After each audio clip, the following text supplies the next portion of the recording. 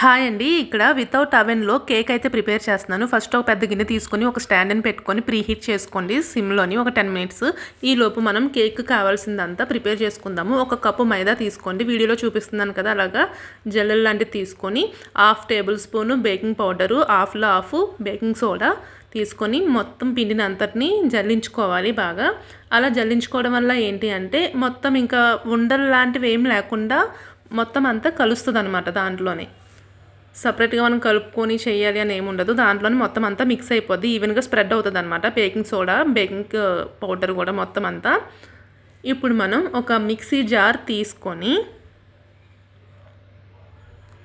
Sugar ఉంది కదా, ఏ కప్పుతో అయితే నేను మైదా తీసుకున్నానో ఆ కప్పుకి హాఫ్ కప్పు షుగర్ తీసుకున్నాను. ఆ షుగర్ని గ్రైండ్ చేసేసుకోండి పౌడర్ చేసేసుకొని పక్కన పెట్టుకొని దాంట్లోని ఒక 2 ఎగ్స్ అనమాట.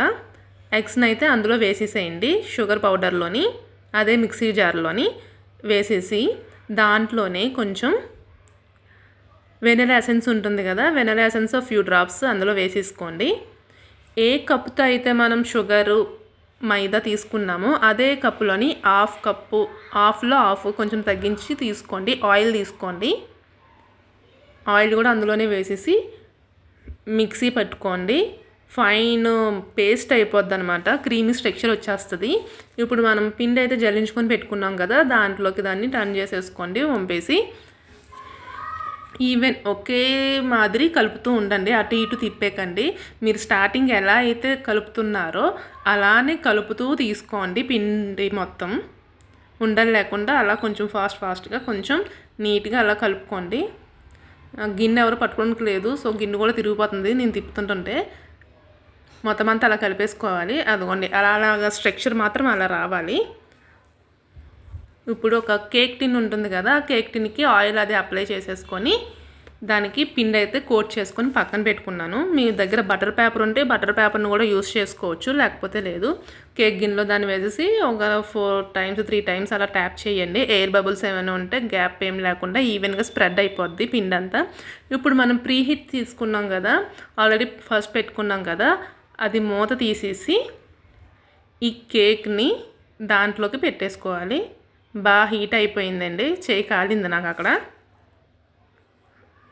ఇంకో నేమ్ వేయట్లేదు, ఒక స్టాండ్ ఉంటే చాలా, స్టాండ్ మీదనే అలా పెట్టేసుకోవచ్చు. గిన్నె దలసరిగా ఉండాలి మెయిన్, అంతే. గిన్నె పలచగా ఉంది అనుకోండి, సాల్ట్ కానీ మట్టి కానీ ఏదైనా ఉంటే ఈవెన్గా స్ప్రెడ్ చేసుకొని స్టాండ్ పెట్టుకొని కూడా కుక్ చేసుకోవచ్చు. గిన్నె దలసరిగా ఉంటే మాత్రం అలా కుక్ చేసుకోవాలి. ఇదిగోండి మన కేక్ అయితే రెడీ అయిపోయింది. మా పాప అయితే భలే ఎంజాయ్ చేసింది. చాలా వేడిగా ఉంది, కాస్త చల్లారేదాకా ఆగు అన్నా సరే ఆగలేదండి. కట్ చేసే అనేసి కట్ చేయించేసింది. చాలా బాగా వచ్చింది అనమాట. స్పాంజీగా చాలా మెత్తగా ఉంది కేక్. బయట కొనుక్కునే వాటికన్నా ఇంట్లోనే మనం ఇలా చేసుకోవడం బెటర్. వాళ్ళు అసలు అందులో ఏం కలుపుతారో కూడా మనకు అంత ఐడియా ఉండదు కదా. ఇది అనుకోండి మనం తెచ్చుకున్నది, మనం మిక్స్ చేసుకున్నది కాబట్టి సో ప్రాబ్లం ఏమి ఉండదు. ప్లీజ్ అండి, లైక్ అండ్ సబ్స్క్రైబ్.